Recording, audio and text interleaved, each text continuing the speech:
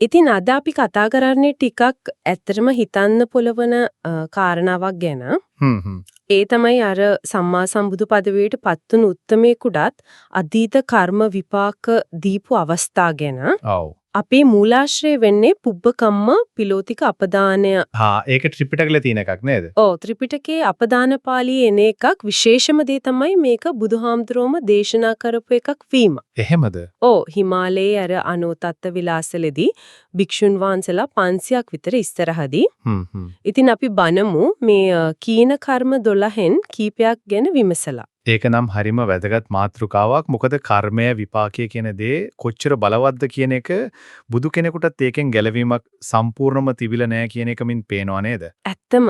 ඉතින් බලමු මේ සිදුවීම් වලින් අපිට මොනවද ඉගෙන ගන්න පුළුවන් කියලා. හරි. එහෙනම් අපි කෙලින්ම යමු ඒ උදාහරණ කීපයකට.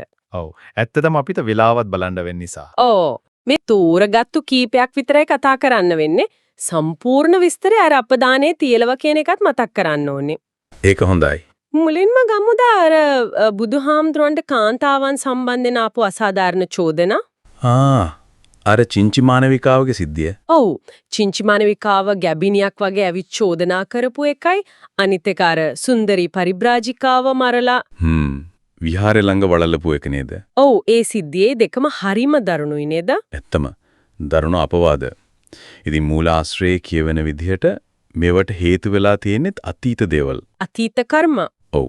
අතීත භවවලදී උත්තමයන්ට කරපු ඉගෙන අපහාස කිරීම.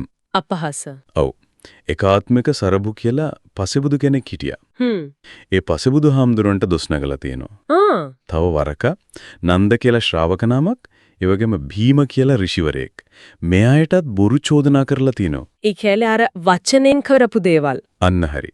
වචනෙන් කරපු අකුසල් තමයි මේ විදිහට පස්සේ කාලෙක විපාක හැටියට ආවේ. ඒ කියන්නේ වචනෙන් කරන පොඩි වරදක් වගේ පෙනුනට ඒකේ විපාකේ මේ තරම් දරුණු වෙන්න පුළුවන්. එතකොට අපි කතා කරන දේවල් ගැන කොච්චර සැලකිලිමත් වෙන්න ඕනේද නේද? අනිවාර්යයෙන්ම වචනේ හරිම බලවත්, ඒක සුළුවෙන් තකන්න හොඳ නෑ. ඒ වගේම තමයි අර දෙව්දත් තෙරුන්. ආව්. බුදුහන්දරන්ගේ ජීවිතයට හානි කරන්න හදපු අවස්ථා දෙක. අර ගල් පෙරලපු එකයි. ඔව්. ගල් පෙරලීමයි නාලාගිරි අතාම හෙවීමයි.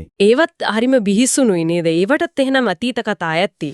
තියෙනවා අපදානය කියනවා අර ගල් පෙරලපු එකට හේතුව පෙර ආත්මික තමන්ගේම සහෝදරයෙක්ව වස්තුවට කෑදර වෙලා දීයනේ කන්දකින් පහළට තල්ලු කරලා ගලකුත් පෙරලා මරලා දාලා තියෙනවා. අන්න ඒ කර්මය තමයි අර විදියට ආවේ. එතකොට අර ඇතා නාලාගිරි ඇතා සිද්ධියට හේතුව එයා ඇත් ගොව්වෙක් වෙලා ඉන්න කාලයක. පසේ බුදු කෙනෙකුට හානි කරන්න ඇතෙක්ව මෙහෙවපු එක. හප්පොයි. ඒ වගේම අර ගල් පෙරලද්දි පුඩි කෑල්ලක් විසි වෙලා ඕ ශ්‍රීපතුල තුවාල වුණා නේද? අන්න ඒකට හේතුව විදියට කියන්නේ රජෙක් වෙලා ඉන්න කාලයක නිකරුණේ මිනිහෙක්ව මරෝපේකලු. බලන්නකෝ ඒ ක්‍රියාවයි විපාකයයි අතර තියෙන සම්බන්ධය කියන්නේ කරන දෙයට හරියටම ගැළපෙන විදියට වගේ විපාක එන්නේ. ඔව් ඒක හරිම පුදුම සහගතයි. හරිම පුදුමයි. එතකොට අනිත් කතාව අර 12 වෙනි වස් කාලේදී අශ්වයන්ට දෙන කෑම වේලක් වළඳන්න ඕන එක. ඔව් ඒකත් හරිම අමුතුයි නේද? ඒ කියන්නේ දායකයෝ පිරිසක් හිටියත් ලොකු දායක පිරිසක් හිටියත් දානයක් ලැබෙන්නේ නැහැ හරියට. අන්තිමට අශ්වයන්ට දෙන යවහල් වළඳන්න වෙලා. මේකෙත් හේතුව අතීත කතාවක්. ඒ මොකද්ද? පුස්ස කියලා බුදු කෙනෙක් ඒ බුදුහාමුදුරුවෝ දන් වළඳන වෙලාවක මෙයා ගිහිල්ලා කියලා තිනවා ඔබ වහන්සේ මේ හොඳ දේවල් වළඳනවට වඩා අර යවහල් වගේ දෙයක් වළඳුවා නම් හොඳයි කියලා. අපෝයි නිකන් කියපු කතාවක් වගේ නේද? ඕ නිකන් සමහර විට නොසලකිල්ලෙන් වගේ කියපු දෙයක්. ඒත් ඒ උත්තමයට කරපු පොඩි අපහාසක විපාකේ තමයි අර විදිහට ලැබිලා තින්නේ. හරිම පුදුමයි. අන්න ඒ වගේම අර ශාරීරික ආබාධ ගැනත් කියවනවා නේද? බුදුහාමුදුරුවන්ට. ඔව්. නිතර තිබුණ හිසර දෙයකුයි කොන්දේ අමාරුවකුයි ගැන සඳහන් වෙනවා. කොන්දේ අමාරුව හැදුනම සමහර වෙලාවට දම් දෙසුම පවා සරියුත් හාමුදුරන්ට පවරලා විවේක ගන්න ගිය අවස්ථා ගැනත් කියනවා. ඒවටත් හේතු තියෙනවා. හිසර දෙයට හේතුව විදිහට කියන්නේ අතීත කෙවුල් පවුලක ඉපදිලා. කෙවුල් පවුලක. ඔව් මාළු අල්ලන. එටින් ඥාතීන් මාළු මරනවා දැකලා ඒ ගැන සතුටු වෙලා තියෙනවා. අනුන්ගේ දුකේදී සතුටු වීම. අන්න ඒක. හිතින් හරි සතුටු වීමත් අකුසලයක්. ඒකේ විපාකේ තමයි හිසර දෙය. එතකොට කොන්දේ අමාරුව? කොන්දේ අමාරුවට හේතුව මල්ලවපර ශූරයෙක් වෙලා ඉන්න කාලෙක තරහෙන් ප්‍රතිවාදයකගේ කොන්ද කඩලා තියෙනවා. අපෝයි. ඉතින් ඒ ශාරීරික හිංසාවේ විපාකේ තමයි ඒ විදිහට ලැබිලා තින්නේ.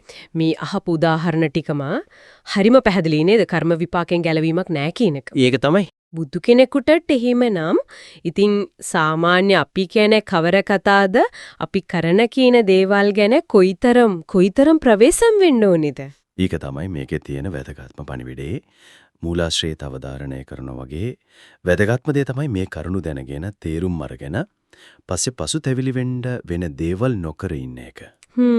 කාටවත් ශරීරයෙන් හරි වචනෙන් හරි හිතෙන් හරි කිසිම හිංසාවක් පීඩාවක් දුකක් නොදී ඉන්න අදිෂ්ඨාන කරගන්න එක. අන්න ඒක කය වචනේ මනස කියන තුන්දොරම සංවර කරගෙන පුළුවන් තරම් කුසල් දහම් වල මේ දෙන්න ඕන කෙනෙක් තමයි මින් ඉස්මතු වෙන්නේ. එහෙනම් අපි මේ කතා බහ මෙතනින් නවත්තමු. හැබැයි මේ සිතුවිල්ලත් එක්ක අතීතේ කරපු දේවල් වල විපාක මේ විදිහට එනවනම් එතකොට දැන් මේ වර්තමානයේ අපි කරන සමහර වෙලට අපිට හරිම පොඩි සුළුයි කියලා හිතෙන. හොඳ දෙයක් හරි නරක දෙයක් හරි අනාගතයේදී Tamanට හරි වෙන කෙනෙකුට හරි කොයි වගේ බලපෑමක් දෙයිද කියලා මොහොතක් නැවතිලා හිතුවා. ඒක ගැඹුරු ප්‍රශ්නයක්. ඒ සිතුවිල්ල අපේ දැන් කරන කියන දේවල් අපේ තීරණ වෙනස් කරන්න හේතුවක් වේද?